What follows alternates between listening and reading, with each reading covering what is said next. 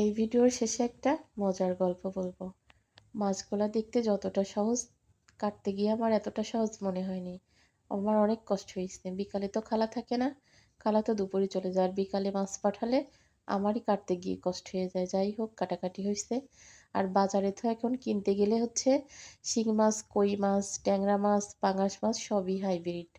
তবে এই কই মাছগুলো অনেক বড় ছিল। 10টা কই মাছে 2.5 কেজি হয়েছে। তাহলে বোঝেন কত বড় বড়। ক্যামেরায় তো অত ভালো করে বোঝা যায় না, অনেক বড় ছিল।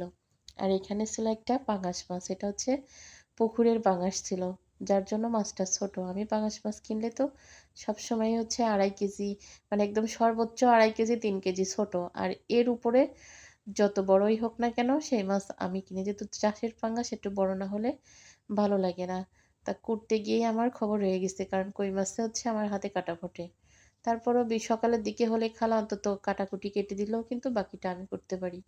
তো যাই হোক, এই মাছ কাটতে গিয়ে আমার অনেক খড়কুটো পোড়াতে হয়েছে। আর এই যে লাফালাফি ছুটাছুটি করে না, তো মজার গল্পটা হচ্ছে, আমার হাজবেন্ডকে কখনো রান্না করে দিয়ে যদি বলি যে এই তরকারিটা কেমন হয়েছে, ভালো হলেও বলে ভালো হয়েছে, খারাপ হলেও বলে খারাপ হয়েছে। যারা পছন্দের রান্না খোঁজে তাদের ওয়াইফ পছন্দের রান্না করতে পারে না, মানে মজার রান্না পারে না। আর আমি পারি, এই জন্য আমার হাজবেন্ড কখনো ভালো হয়েছে বলে না। আর এখন তো দেশের বাইরে থাকে, এখন হচ্ছে নিজে নিজে রান্না করে। ওনার আবার কারোর রান্না পছন্দ হয় না। তো ওইদিন বড় আর মাছ রান্না করতেছে, এখন আমারে বলতেছে যে এত মজা হইছে, এত স্বাদ হইছে, তোমার একটু খাওয়াতে পারলে বুঝতে তুমি। আমি স্বাদ সাথে একদম সুপার বুলুর মতো ধরে বসলাম যে, কই দেশে থাকতে আমি রান্না করলে তো কখনো বলো না ভালো হইছে, আজকে নিজেরটা খুব